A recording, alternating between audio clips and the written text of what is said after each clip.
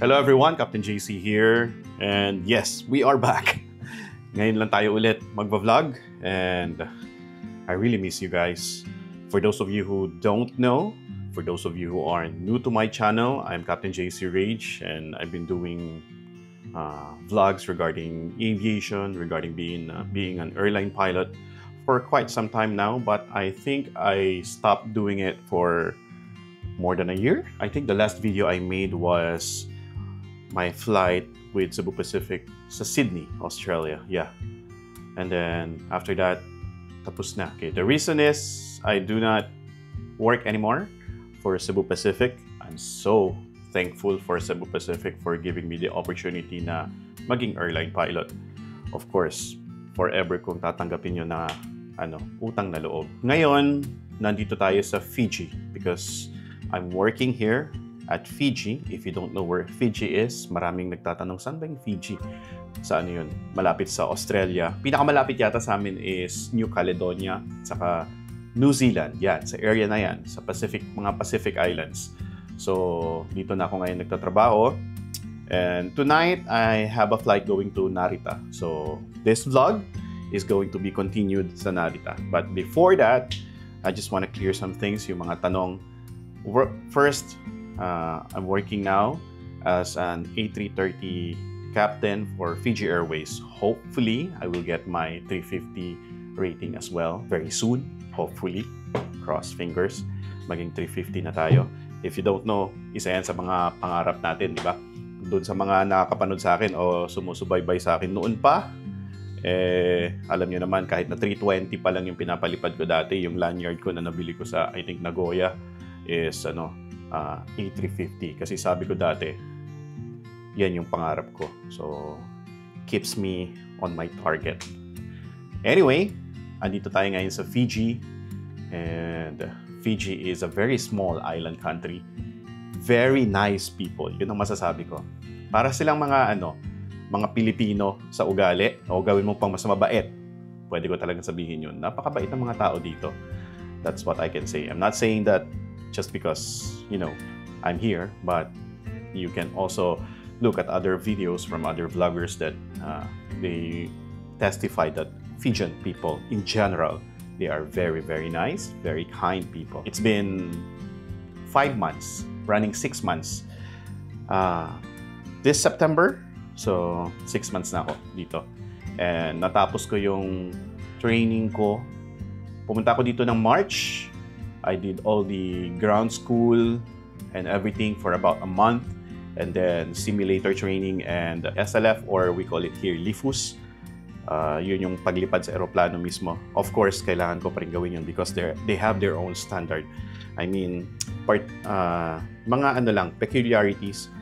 All Airbus stuff, kasama yun. Syempre, standard yun. Tapos meron lang mga peculiarities for each company. So yun yung kailangan nilang ituro sa amin. So after that, na-checked out ako and I've been flying the 330 ever since. I just came from my off actually. So when we say off dito, we are on a commuting contract. So 20 days akong nagtatrabaho. Doon sa 20 days na yun, of course, hindi naman araw-araw. May day offs pa rin doon.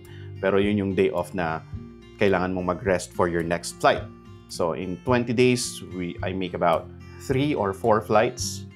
5 flights kung merong mga, malalapit. Ang pinakamalapit dito na lipad namin is from Fiji to Auckland, New Zealand. Yan. Parang Parang Manila, Hong Kong sa atin. Yun, yung pinaka-update. That's also the reason why hindi ako masyadong nagbablog dahil concentrated tayo dun sa training natin. Ayoko namang mapahiya. At saka ayoko masayang yung opportunity na nandito na ako eh. Kumbaga, nakapasa na ako sa interview, nakapasa na ako sa assessment nila para tanggapin nila ako dito.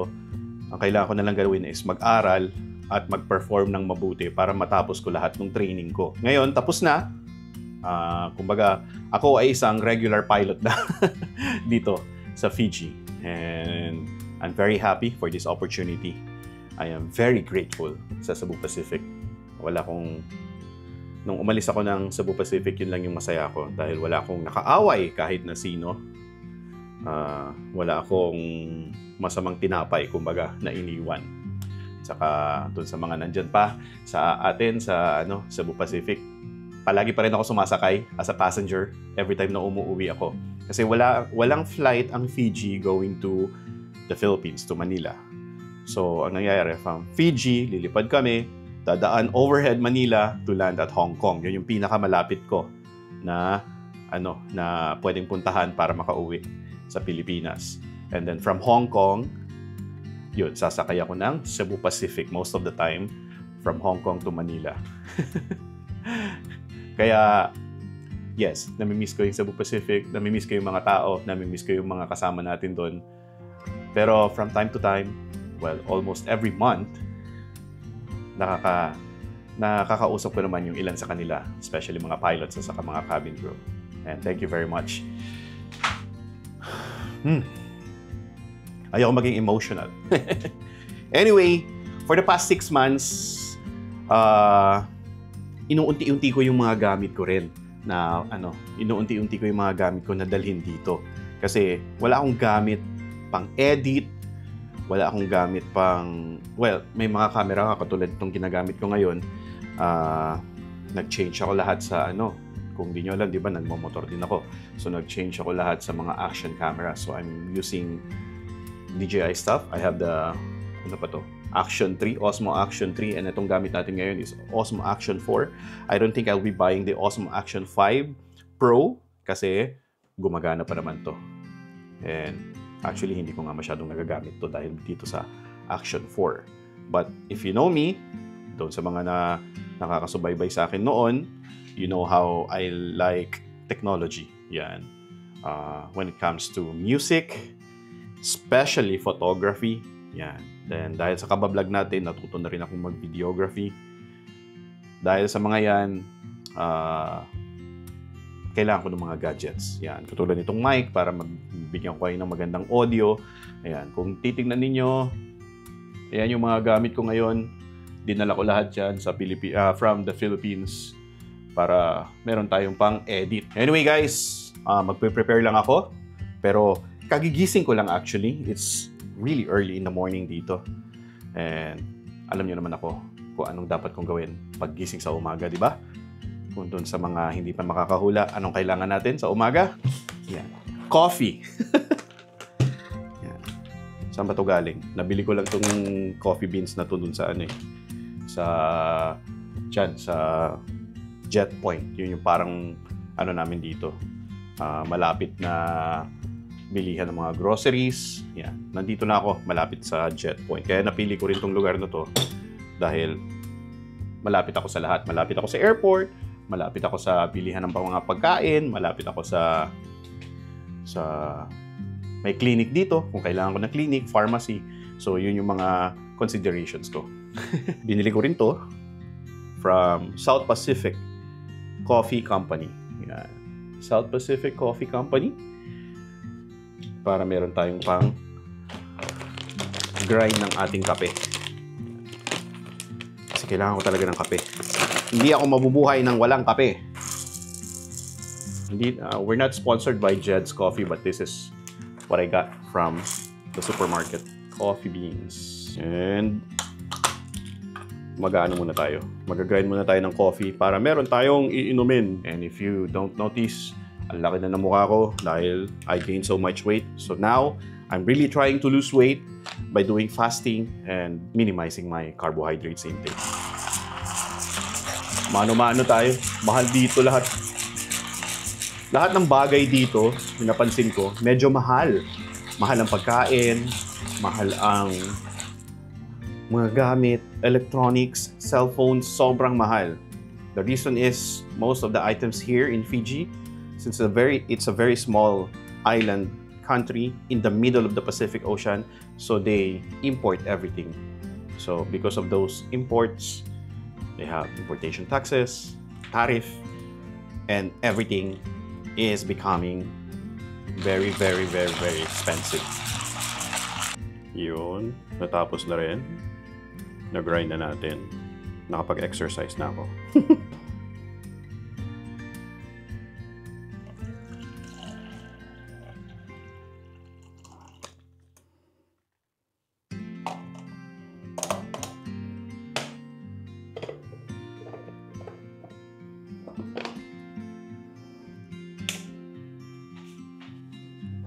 Alright, tapos na.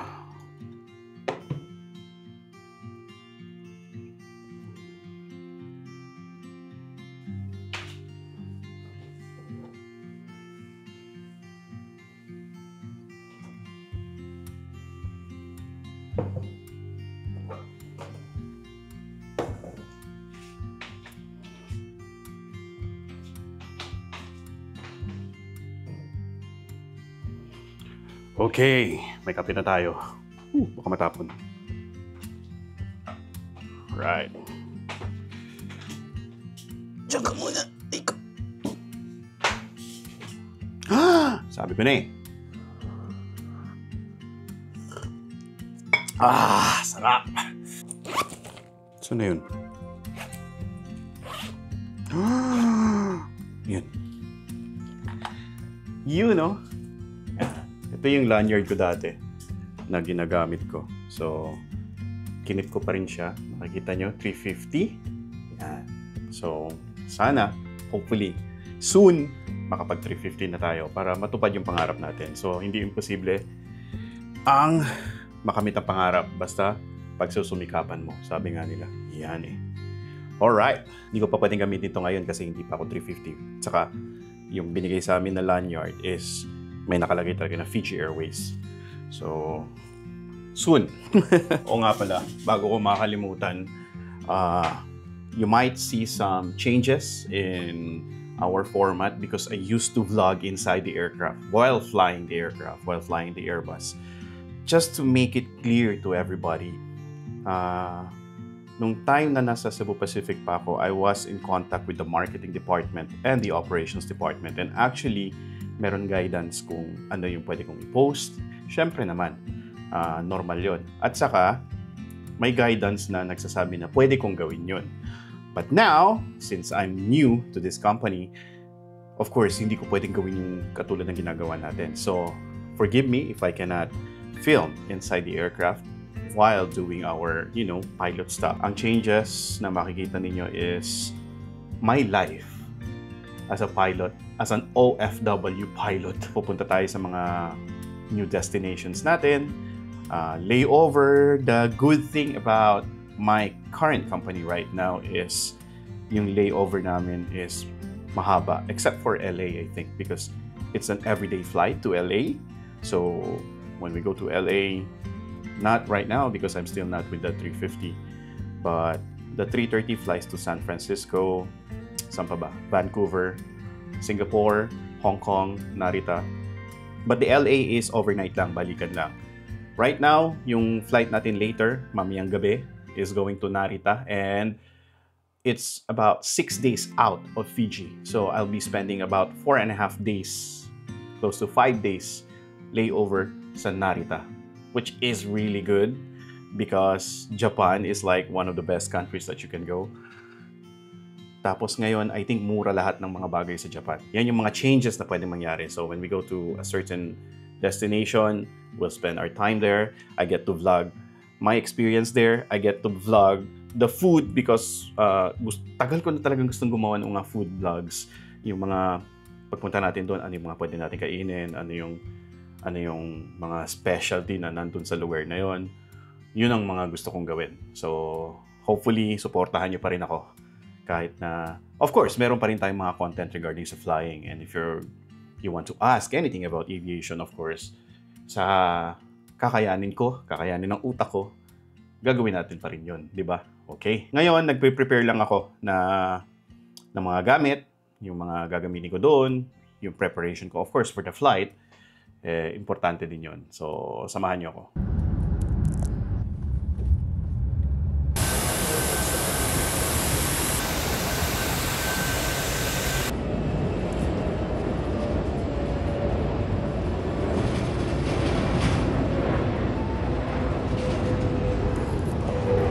Hello, Topilots! Dito tayo sa observation deck sa Narita. Tingnan natin yung mga aeroplano na naglaland. So, nagland kami kaninang umaga, mga 6.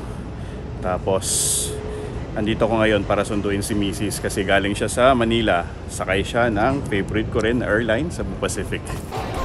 Alright guys, pag nandito kayo sa, sa terminal, pwede kayong bumili ng ticket, Narita Express, going directly to Shibuya. Malayo pa pala. Kasi nagtayo ay yung mga kasama na. Nawala na yung kasama ko, guys. Sige, yung dalawang bestseller. Ito po yung bestseller. Okay. Okay. Sige po, ito. Cash lang po ba? Cash lang po dito? Pwedeng card? Ay, card lang. Pwede tayo para sa magkano? 1,000, no? Tempura. Saka free na soup. Bakit?